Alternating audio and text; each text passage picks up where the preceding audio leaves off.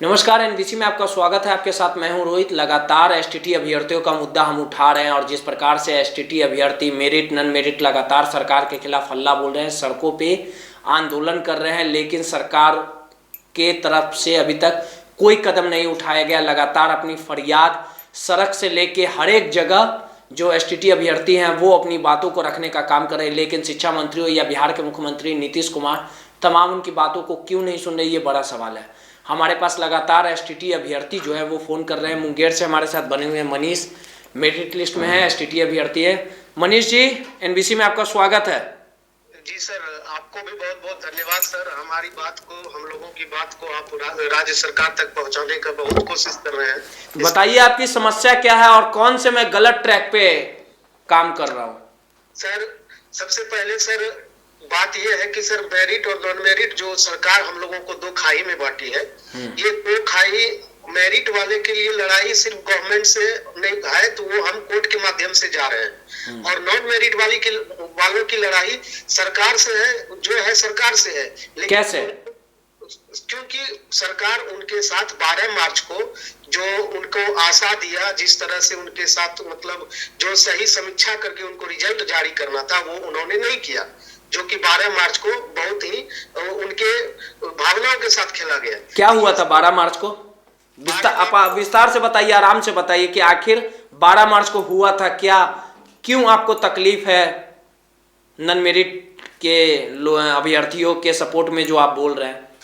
नहीं सर, हम non merit के सपोर्ट में ही बोल रहे हैं सर। नॉन मेरिट के खिलाफ हम नहीं बोलना चाहते, ना बोलेंगे सर। नहीं, वो आप स्वेच्छा है, जो हर एक कोई स्वतंत्र है। 12 मार्च को हुआ था क्या, ये बताइए क्यों ना? 12 मार्च को गवर्नमेंट जो गलती की थी, 12 मार्च को 24,599, और हम आपको एक डाटा भी भेजे हुए हैं जो कि आरटीआई के थ्रू हमें प्राप्त हुआ है। नहीं, 12 मार्च को क्या बताया? 24,599 क्या वो मेरिट के छात्र थे, जो कि सरकार द्वारा नहीं बोला गया और सरकार द्वारा नहीं शो किया गया। सरकार की गलती है सर, ये हम खुद मान रहे हैं। हम मेरिट में है, सरकार की गलती है, सरकार की गलती है जो आज नॉन मेरिट है। लेकिन हमारी इसमें नॉन मेरिट वालों से कोई लड़ाई नहीं है, लेकिन मैं नॉन मेरिट वालों को मेरिट वालों से इसलिए लड़ाई है कि वो इक्वल करना चाहते हैं, जबकि हम चाहते हैं कि हम दोनों भाई विद्वान हैं। मेरिट वाले भी विद्वान है, नॉन मेरिट वाले भी विद्वान है, लेकिन जो हमें नोटिफिकेशन अधिकार देता है उसको लेके हम दोनों भाई कोर्ट में है, मेरिट वाले हो या नॉन मेरिट वाले हो। हम दोनों को कोर्ट पे आस्था रखनी चाहिए। वहां से जैसा भी डिसीजन आए, जिस तरह का भी डिसीजन आए, हमें सहर्ष स्वीकार करना होगा और हमें करना चाहिए, क्योंकि सरकार से भी ऊपर शायद कोर्ट होता है, हमें जहां तक मालूम है।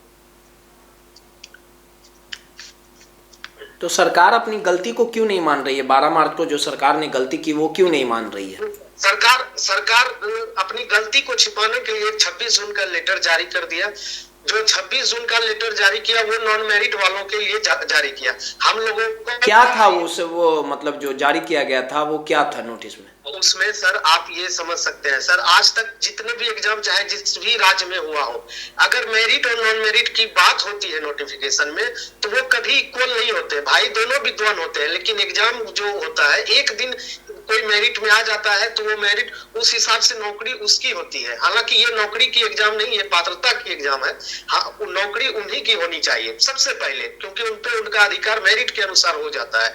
तो यहाँ क्या है कि यहाँ इक्वल कर देने से कोई भी, आप भी बताइए रोहित सर कि आप भी मेरिट और नॉन मेरिट को आप क्या बराबर मानते हैं? अगर ऐसा होता है, कहीं छोड़ दीजिए स्टेट की मुद्दा, आप बताइए क्या मेरिट और नॉन मेरिट, अगर 3 सीट है और 3 आदमी है, 6 आदमी है और 3 मेरिट और 3 नॉन मेरिट में है, तो क्या मेरिट को आप मानते हैं या नॉन मेरिट को मानते हैं सर? आपके माध्यम से हम उन लोगों को ये बताना चाहते हैं सर कि हमारा लड़ाई, मेरिट का लड़ाई सिर्फ सरकार से है और कोर्ट, और सरकार से है तो हम लोग कोर्ट के माध्यम से लड़ना चाहते हैं। लेकिन नॉन मेरिट वाले की लड़ाई मेरिट वालों के खिलाफ है। इसलिए खिलाफ है, वो 30,000 सीट को 30 मतलब एक सीट पे 2 व्यक्ति तो कभी जा नहीं सकते, यानी नॉन मेरिट वाले को हमेशा सीट बढ़ाने के लिए लड़ाई को आगे बढ़ाना होगा, ना कि मेरिट वाले। आज मान लीजिए कोई भी हम देखते हैं सर कि आलोक जी को गरिया देते हैं, नीरज जी को गरिया देते हैं, या कोई वो भी आते हैं, वो वैसे मेरिट में भी कुछ छात्र हैं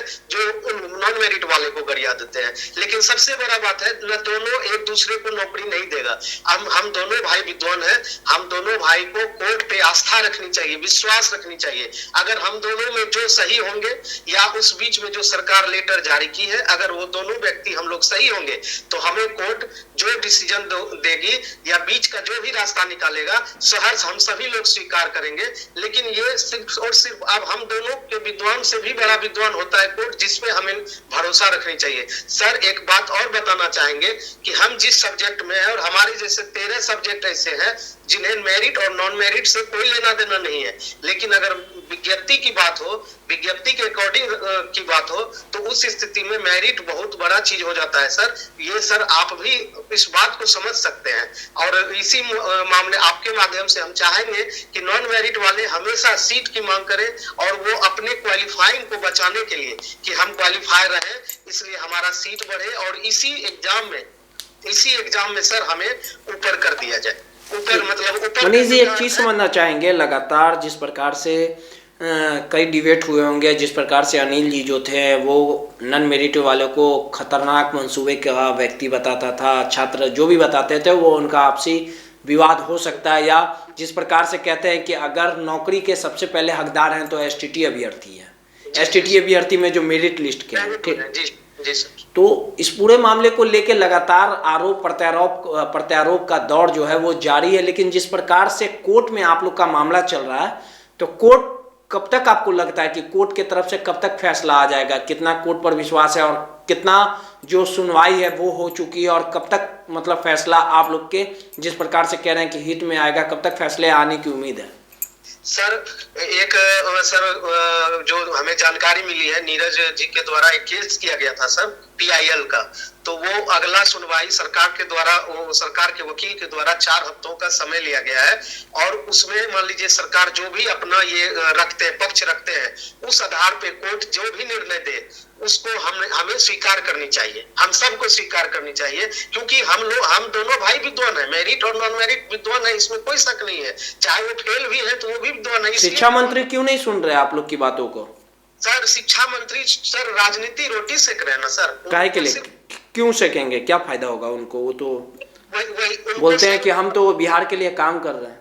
सर बिहार के लिए अगर काम किए होते तो 2015 के बाद से आज तक बहाली नहीं हुई है सर। आप लोग भी रिपोर्टिंग करते हैं सर, आप इस चीज को देखेंगे। हम सर खुद बता रहे हैं सर, हम गेस्ट टीचर तो आज आप ही लोगों ने चुना था नीतीश कुमार को, वोट तो आप ही लोगों ने, जनता ने ही जिताने का काम किया है, उनका काम बेहतरीन है, तब ना आज वो सत्ता में 16 साल से बरकरार हैं। और लगातार एसटीटी अभ्यर्थियों के मुद्दे को लेकर हम लगातार सरकार का ध्यान केंद्रित करना चाह रहे हैं कि जो सरकार के तरफ से दावा वादा किया गया था चुनाव के समय, उन वादों पे सरकार खरा हो, और जो भी एसटीटी अभ्यर्थी है जो लगातार दर दर भटक रहे, उनको कहीं ना कहीं सरकार की ओर से मदद किया जाए, इनका सुना जाए। धन्यवाद।